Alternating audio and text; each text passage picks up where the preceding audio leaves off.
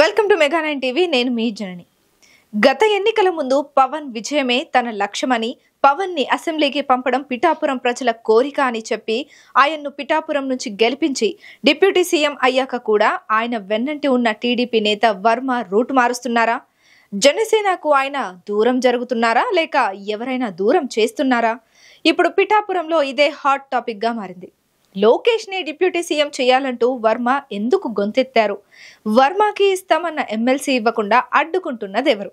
పిఠాపురం జనసేన నేతలు వర్మను ఖాతరు చేయడం లేదా? ఈ ప్రశ్నలకి సమాధానాలు కావాలంటే ఈ స్టోరీ చూడాల్సిందే.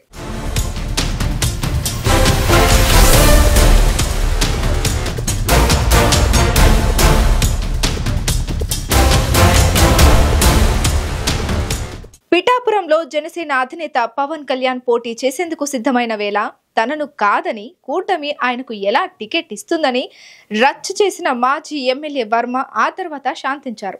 కూటమి ప్రభుత్వం ఏర్పడితే ఎమ్మెల్సీ ఇస్తామన్న చంద్రబాబు హామీతో ఆయన వెనక్కి తగ్గారు. దీంతో పాటు పవన్ కు పూర్తి స్థాయిలో అండగా నిలిచి పిఠాపురంలో బోని కొట్టించారు.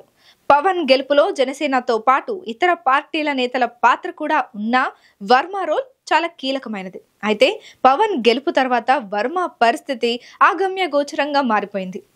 సార్వత్రిక ఎన్నికల్లో పవన్ గెలుపే తన ధ్యేయమని వర్మ అంతా తానై వ్యవహరించారు.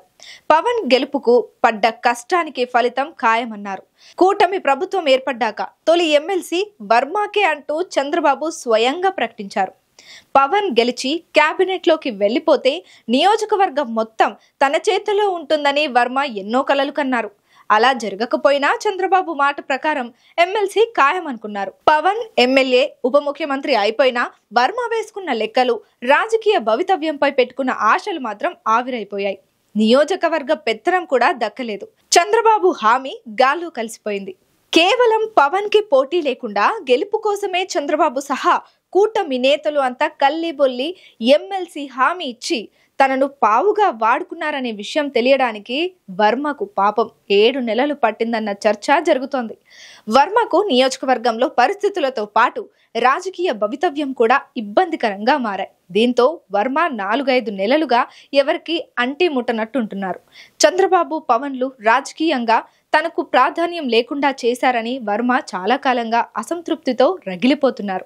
అలాగని పవన్ పై ఏ సందర్భంలోనూ పెదవి విప్పకుండా చాలా గుంభనంగా పక్కలో బల్లెం మాదిరి తయారయ్యారనే ప్రచారం జోరందుకుంది. చంద్రబాబు చెప్పినట్టు తొలి ఎమ్మెల్సీ కాకున్నా మళ్లీ విడతలో అయినా ఆయనకు అవకాశం దక్కలేదు. ఇదంతా తన నియోజకవర్గంలో మరో పవర్ పిల్లర్ ఉండకూడదనే పవన్ వ్యూహంలో భాగమని వర్మ అనుకుంటున్నారు.